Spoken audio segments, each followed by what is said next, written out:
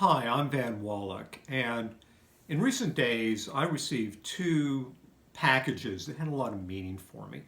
One came from Chabad of Bedford, the synagogue I attend, and the other came from the Princeton class of 1980, my college class.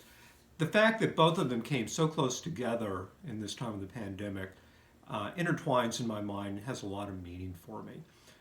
Both groups have been very influential in my life. One, the more spiritual, religious one, Chabad and the Judaism, and the other, Princeton, the more academic and intellectual side of things.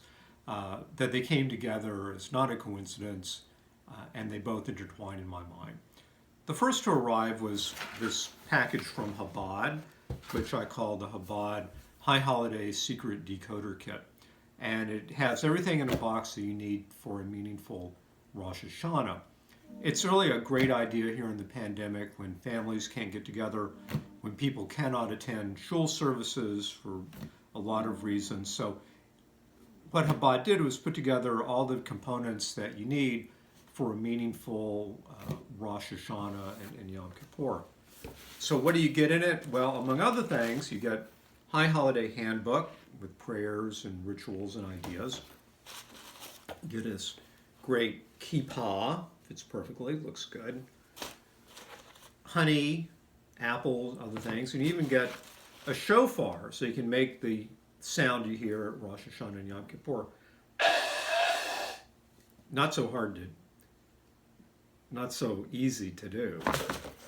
So one thing that Chabad did do, and the shofar fits into it, is we were able to get together yesterday, Sunday, for a ritual called Tashlich at Leonard Park in Mount Kisco, New York.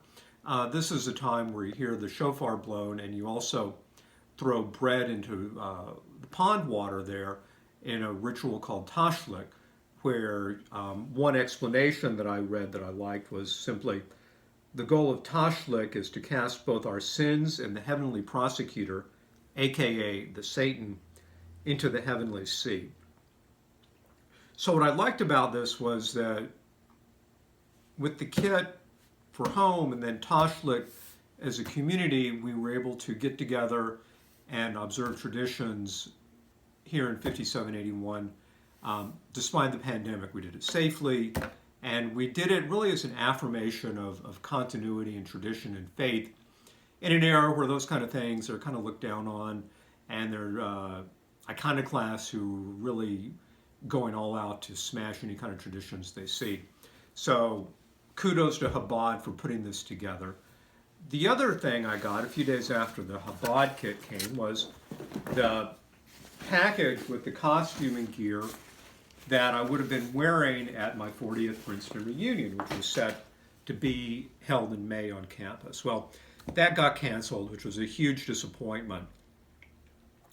Fortunately, costumes and things like this had already been ordered, so those eventually arrived. We actually did have a reunion. It was a virtual one. The class, which never says never, amazingly put together in just really a week or so, a virtual reunion that included panel discussions,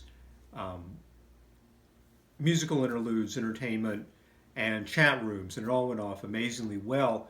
And based on that, the class has continued to have other online events similar to these in the months since then, and it's just going to accelerate. So kind of like Chabad having the kit, having the Tashlich in the park, Princeton and Chabad are both standing up for continuity, connection, a set of values, faith in the power of people getting together. So what did this kit have? Well, kind of like Chabad with the kippah, it had a hat, okay?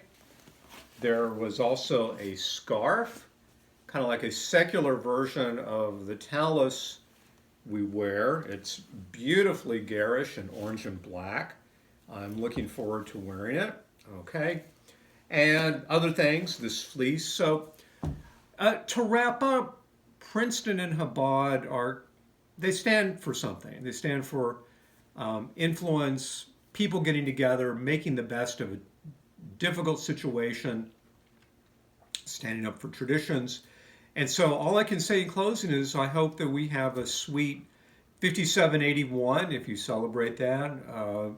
Good rest of 2020. And next year in Jerusalem, next year on the Princeton campus for reunions for our class, maybe other classes. I don't know when it's going to happen, but I'm confident we will be back on campus for reunions. And until then,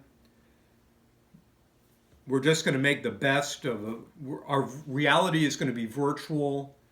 And then at sometime in the future, reality will be back to being actual. And Lashana Tova, 3 cheers for Nassau Hall.